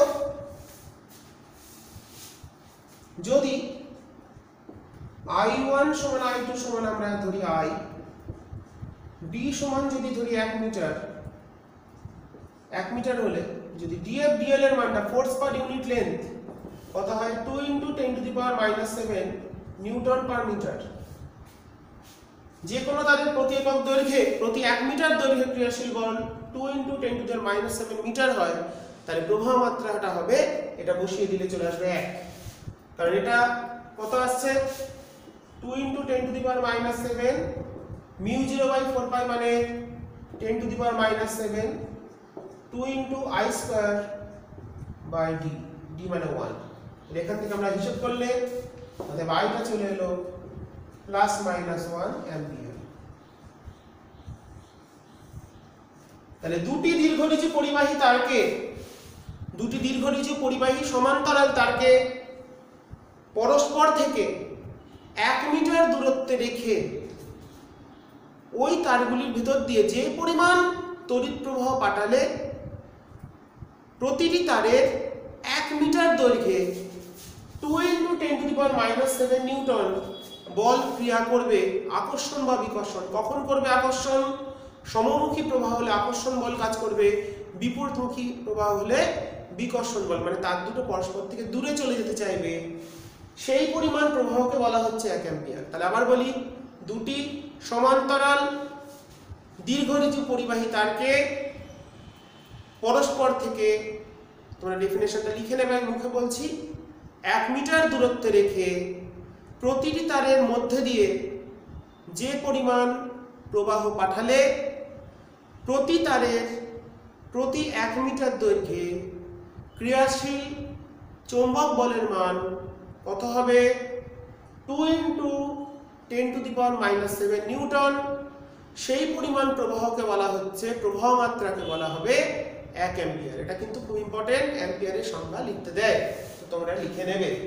ঠিক আছে, তাহলে দুটি সমান্তরাল দীর্ঘরিচি পরিবাহী তারকে পরস্পর থেকে 1 মিটার ব্যবধানে রেখে যে পরিমাণ প্রবাহ পাঠালে, তারগুলির মধ্যে দিয়ে যে পরিমাণ প্রবাহ পাঠালে প্রতিটি তারের প্রতি একক দৈর্ঘ্যে ক্রিয়াশীল চৌম্বক বলের মান হয় 2 × 10⁻⁷, প্রতি মিটার দৈর্ঘ্যে ক্রিয়াশীল বলের মান হয় 2 × 10⁻⁷ নিউটন। সেই পরিমাণ প্রবাহ মাত্রাকে বলা হচ্ছে 1 অ্যাম্পিয়ার। এরপর আমরা দেখে নেব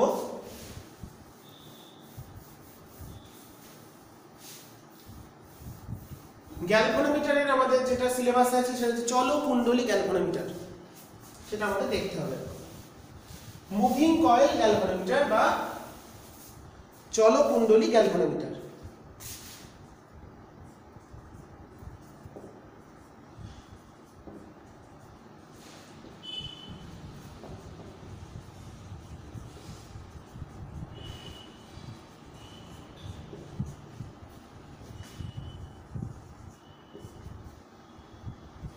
চলকুণ্ডলী গ্যালভানোমিটার এটা কেমন? এটার গঠনটা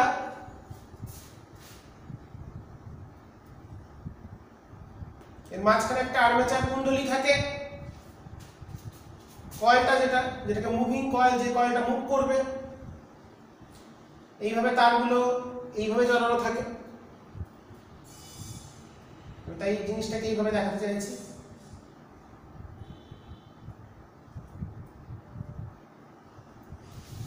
ঠিক আছে বিষয়টা? হ্যাঁ, এই কয়েলটাকে দুটো চৌম্বক মেরু, এদিকে নর্থ এদিকে সাউথ, এর মধ্যে বসানো থাকে। এই কয়েলের এই যে তারটা চলে যাচ্ছে, তার যে পাকানো আছে,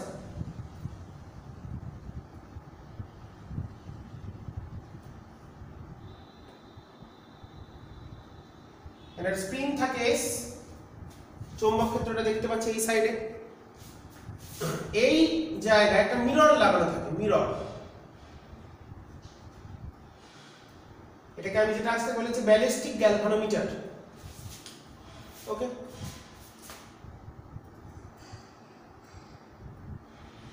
মিরর থেকে গিয়ে এখানে একটা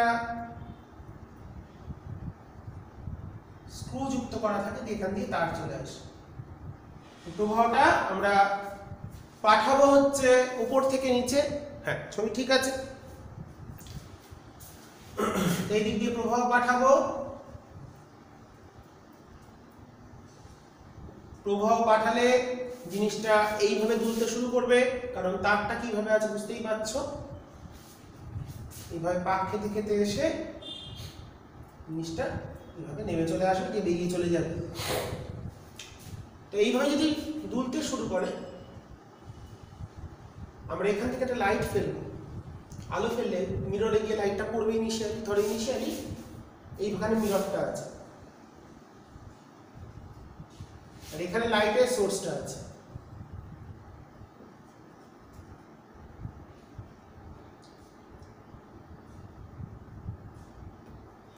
সোর্স অফ লাইট। তো আমরা এখানে,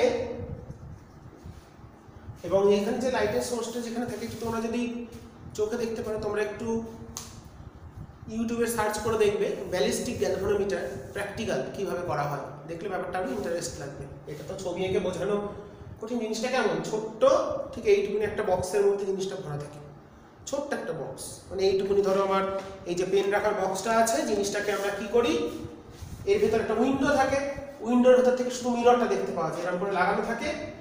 এইখান থেকে লাইট গিয়ে পড়ে, লাইটটা রিফ্লেক্ট করে এসে উপরে একটা স্কেল রাখা থাকে, স্কেলটা এসে আলোটা পড়ে, এখান থেকে স্কেল থাকে। সোর্স অফ লাইট, আমি এটা মুছে দিলাম লেখাটা, স্কেলটা আঁকবো। ধরো স্কেল আছে, জিরোতে থাকে, এটা জিরোতে।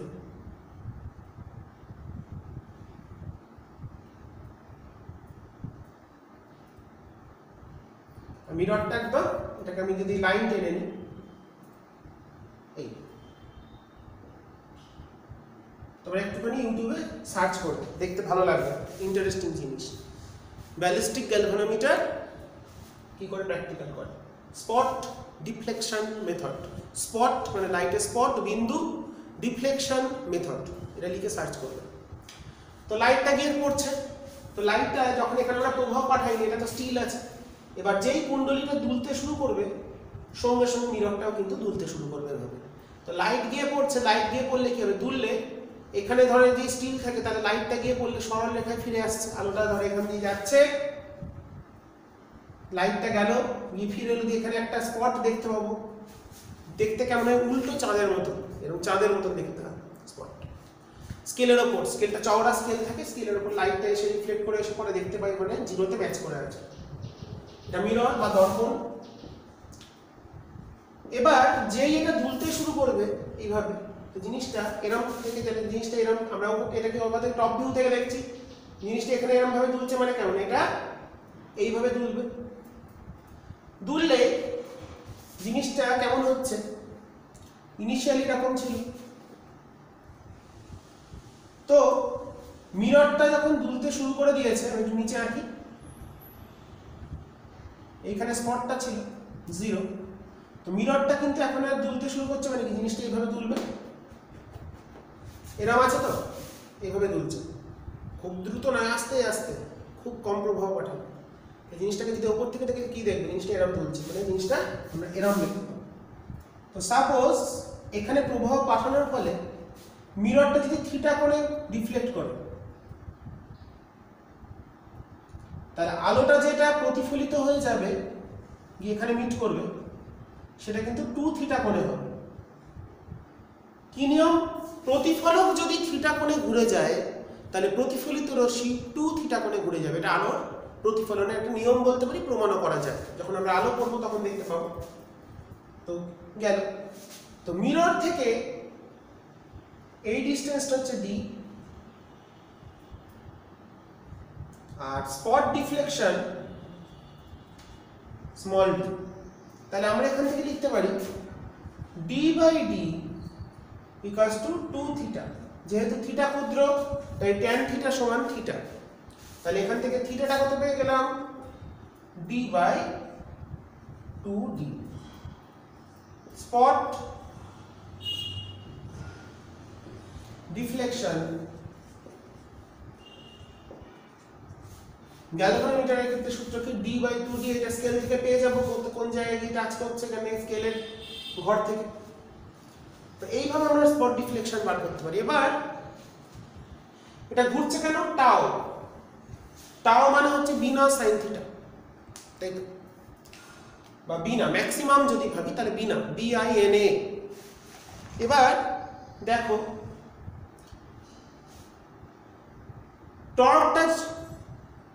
টর্কের উপর নির্ভর করবে থিটাটা কত হবে, ডিফ্লেকশনটা কত হবে, ডিফ্লেকশন কতখানি বেঁকেছে, এটা গ্যালভানোমিটারের কুণ্ডলীটা কতটা ডিফ্লেক্ট হয়েছে, এটা যদি থিটা কোণে ঘুরছে মানে গ্যালভানোমিটারটাও এই কুণ্ডলীটাও থিটা কোণে দুলছে। তো এখানে যে সূত্রটা আমরা রাখবো টাও টর্ক সমান k ইনটু থিটা। এই k কে বলা হয় কারণ কি থিটার উপর টর্ক, বেশি টর্ক কাজ করলে থিটাটা বেশি হবে, ডিফ্লেকশনটা বেশি হবে। k টাকে বলা হয় মোচড় ধ্রুবক, টরশনাল কনস্ট্যান্ট বা মোচড় ধ্রুবক, মানে 1 রেডিয়ান ডিফ্লেকশনের জন্য যতটা টর্ক তাকে বলা হচ্ছে k। 1 রেডিয়ান ডিফ্লেকশনের জন্য c লিখতে পারো, আমি c দিয়ে লিখি তোমাদের মনে থাকবে। কয়েলের ক্ষেত্রে কনস্ট্যান্টটাকে c ফর কনস্ট্যান্ট, তোমরা আরো সহজ করে দিলাম। 1 রেডিয়ান ডিফ্লেকশনের জন্য, বিক্ষেপের জন্য যতখানি টর্কের প্রয়োজনীয় দ্বন্দ্ব কে বলা হচ্ছে মোচড় ধ্রুবক, টর্ক পার ইউনিট ডিফ্লেকশন।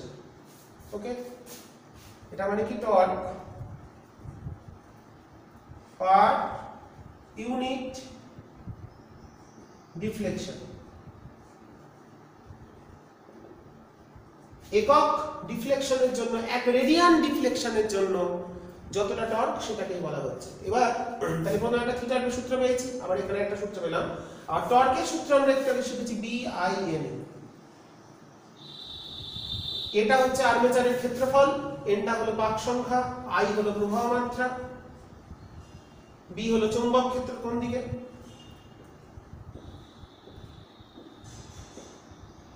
চৌম্বক ক্ষেত্র, তাহলে B না সমান C থিটা। ওকে, ছবিগুলো ঠিক করে তোমরা করে নেবে। তো এবার এখান থেকে আমরা পাচ্ছি আমাদের গ্যালভানোমিটারের ক্ষেত্রে সেনসিটিভিটি দুটো আমরা হিসাব করব সুবিদিতা। গ্যালভানোমিটারের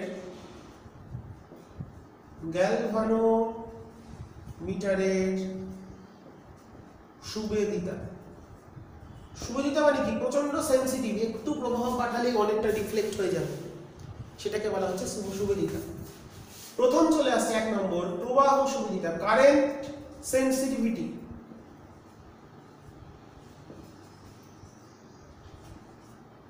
d theta di,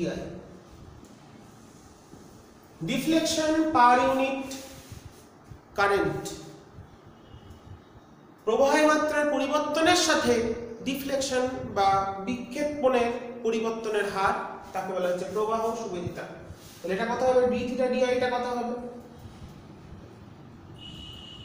d theta di যদি আমরা করি তাহলে আসছে BNA by C।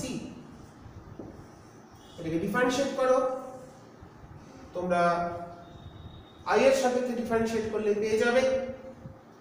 আর 2 নম্বর হচ্ছে বিভব সুবিদিতা,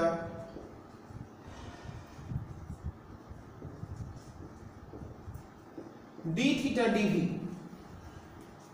একক পরিমাণ বিভব, উৎসের বিভবের পরিবর্তনের জন্য যতটা ডিফ্লেকশন হবে তাকে বলা হচ্ছে বিভব সুবিদিতা।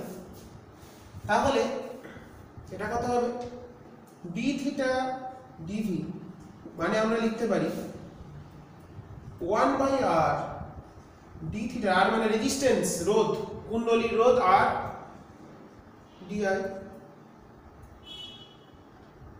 I আর আরটা কনস্ট্যান্ট, তার মানে চলে আসছে BNA by CR। ওকে, এই হচ্ছে আমাদের গ্যালভানোমিটারের ভোল্টেজ সেনসিটিভিটি বা বিভব সুবিদিতা। এই দুটো সূত্র তোমাদের ছায়া প্রকাশনী বইতে থাকে না সাধারণত, খুব একটা ভালো, এই জায়গাটা ক্লিয়ার করে নেবে। সুবিদিতা বলতে কি বোঝো, তাহলে একক মানের প্রবাহের পরিবর্তনের জন্য বিক্ষেপ কোণের যে পরিবর্তনের হার তাকেই বলা হচ্ছে প্রবাহ সুবিধা, আর বিভবের সাপেক্ষে বিক্ষেপ কোণের পরিবর্তনের হারকে বলা হচ্ছে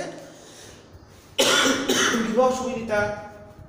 প্রয়োজন হলে স্পট ডিফ্লেকশন থিটাকে আমরা এই যে থিটা পেয়েছি এটা বসিয়ে দিতে পারবো এখানে, টাউ সমান সি থিটা। প্রয়োজন হলে মানে বিনা সাইন বিনা ম্যাক্সিমাম টর্কটাই আমরা চিন্তা করছি, কারণ এটা সবসময় ম্যাগনেটিক ফিল্ডের সঙ্গে তলটা লম্বভাবে আছে, ম্যাক্সিমাম ইনিশিয়াল যেটা খুব সামান্য থিটা। ওকে, তাহলে বিনা ইকুয়ালস টু সি থিটা, থিটার জায়গায় প্রয়োজন হলে ডি বাই টু ডি বসিয়ে দিতে পারি। সেখান থেকে আমরা I R deflection D, spot ডিফ্লেকশনের ডিসটেন্স, আমরা এই ডিসটেন্সটা কতখানি ডিটা সেটাও ক্যালকুলেট করতে পারি। মানে এটার একটা সূত্র হতে পারে বিনা equals to C into D by two D. তাহলে এখান থেকে আই ডি ইকুয়ালস টু চলে আসছে B I N A two B I N A by C into D equals to চলে এলো B I N A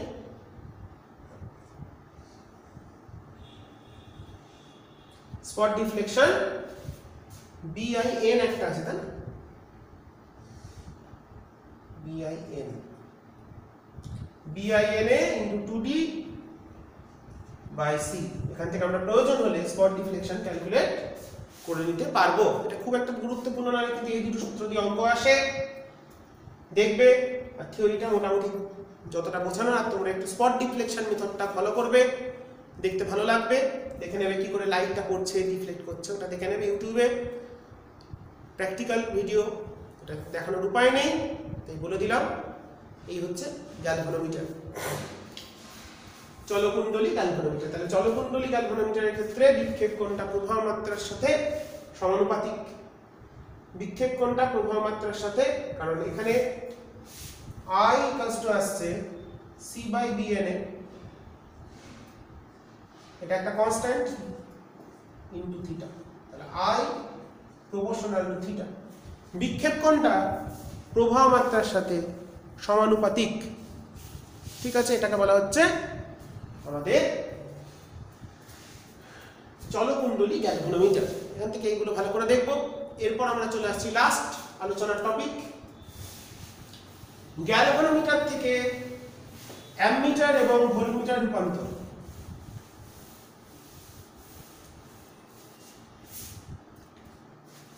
galvanometer two ammeter আর একসঙ্গে দুটো দেখাবো, গ্যালভানোমিটার টু ভোল্টমিটার। দুটোই আমরা একসাথে পড়ে নেবো, তাই আমি দু সাইড রাখি। অ্যামমিটার রূপান্তর করতে গেলে কি করতে হবে? গ্যালভানোমিটারের সঙ্গে শান্ট যুক্ত করতে হবে। গ্যালভানোমিটারের প্রবাহ মাত্রা বৃদ্ধির যোগ করে সেটাকে অ্যামমিটারে রূপান্তর করব আমরা। তাহলে এখান দিয়ে আই প্রবাহ পাঠালাম, গ্যালভানোমিটারে বললাম আইজি প্রবাহ যাচ্ছে, এটা শান্ট, শান্টের এখানে চলে যাবে আই মাইনাস আইজি। তাহলে এরা প্যারালালে আছে। তাহলে গ্যালভানোমিটার থেকে অ্যামমিটারে রূপান্তরিত করতে গেলে কি করতে হবে? শান্ট যুক্ত করতে হবে, করে এটাকে একটা বক্সের মধ্যে ঢুকিয়ে দেবো। ওই টোটালটা মিলে হলো একটা অ্যামমিটার, এটাই হয়ে গেল একটা অ্যামমিটার। তাহলে এই ক্ষেত্রে আমরা কি লিখতে পারি? I minus IG into S equals to I G into G. তাহলে এখান থেকে আমরা পেয়ে যাচ্ছি S equals to G by I by IG minus one. এটাকে বলা হয় G by n minus one. nটা হলো i বাই আইজি, nটাকে বলা হয় শান্টের ক্ষমতা বা অ্যামমিটারের পাল্লা, ঠিক আছে এই সূত্রটা। তাহলে অ্যামমিটারে রূপান্তরিত করতে গেলে কি করতে হবে? নিম্নমানের শান্টকে প্যারালালে যুক্ত করতে হবে। আচ্ছা, গ্যালভানোমিটার থেকে ভোল্টমিটার করতে গেলে ভোল্টেজ বৃদ্ধির ক্ষেত্রে উচ্চমানের রোধকে শ্রেণী সমবায়ে যুক্ত করতে হবে। উচ্চ মানের রোধকে শ্রেণী সমবায়, এটা টোটালটা মিলে একটা সিস্টেম যেটা হলো, এই টোটালটাই হচ্ছে একটা ভোল্টমিটার। এখানে আমরা বেশি ভোল্টেজ পাঠাতে চাইছি, অ্যাপ্লাইড ভোল্টেজটাকে বাড়াতে চাইছি, তাহলে বিভব বৃদ্ধি করতে গেলে শ্রেণী সমবায়ে যুক্ত করতে হবে রোধ, কারেন্ট বৃদ্ধি করতে গেলে সমান্তরালে যুক্ত করতে হবে শান্ট। ওকে, তো গ্যালভানোমিটারের ভোল্টেজ যদি ভিজি হয়, না আই প্রবাহ যাচ্ছে, তাহলে এর ভোল্টেজটা হবে ভি মাইনাস ভিজি। তাহলে আমরা এখানে লিখতে পারি আইটা যেহেতু সমান, তাহলে ভিজি বাই জি সমান ভি মাইনাস ভিজি বাই আর। যেহেতু আইটা কনস্ট্যান্ট, তাহলে এখান থেকে আমরা আর পেয়ে গেলাম জি ইনটু ভি বাই ভিজি মাইনাস 1। ওকে, এটাকেই বলা হচ্ছে জি ইনটু এন মাইনাস 1। এটাকে বলা হচ্ছে ভোল্ট মিটারের পাল্লা, এন কে এখানে বলা হবে এন গুণ বিভব বৃদ্ধি হয়েছে, এর ক্ষেত্রে এন গুণ প্রবাহ বৃদ্ধি হয়েছে। এন গুণ প্রবাহ বৃদ্ধি করতে গেলে সান যুক্ত করব কত, জি বাই এন মাইনাস 1, আর এন গুণ বিভব প্রভেদ বৃদ্ধি করতে গেলে আর যুক্ত করব, রোধ যুক্ত করব শ্রেণীতে জি ইনটু এন মাইনাস 1। দুটো একই রকম সূত্র, যেখানে এন মানে হচ্ছে ভি বাই ভিজি মানে হচ্ছে আই ইনটু জি, আর এই ক্ষেত্রে এনটা কত হচ্ছে I by I through galvanometer, I by IG. Okay, তাহলে এই হচ্ছে আইটা, কিন্তু এই ক্ষেত্রে মনে রাখবো আইটাই কিন্তু গ্যালভানোমিটারের যে কারেন্ট, এটাই কিন্তু আইজি, এটা আমরা আইজি দিয়েও লিখতে পারি। গ্যালভানোমিটারেও যে কারেন্ট যাবে শ্রেণী সমবায় রোধ কারেন্টটা একই হয়, এটাকে আমরা আইজি দিয়েও লিখতে পারি। এই হচ্ছে রূপান্তর, এখান থেকে অঙ্ক আসে, সূত্রগুলো মুখস্থ করে ফেলবে। তো আমাদের তড়িৎ চুম্বকত্ব চ্যাপ্টারের যাবতীয় বিষয় আমি আলোচনা করে দিয়েছি। এরপরে ভিডিও ক্লাসে আমরা পদার্থের চৌম্বক ধর্ম নিয়ে আলোচনা শুরু করব। তাহলে আমাদের এই ইউনিটটা থার্ড ইউনিট শেষ হবে তখন। এখন আমাদের অনেক বাকি আছে। আমরা একটা ফার্স্ট পোর্শন তড়িৎ চুম্বকত্ব, magnetic effect of steady current, সেটা আমরা শেষ করে ফেললাম। আজকের ভিডিও ক্লাসের বিষয়গুলো খুবই গুরুত্বপূর্ণ, তোমরা ভালো করে মন দিয়ে দেখবে এবং ভালো করে বিষয়গুলো বুঝে নেবার চেষ্টা করবে। ঠিক আছে, তো আলোচনা আজকে এখানেই শেষ করে দিচ্ছি।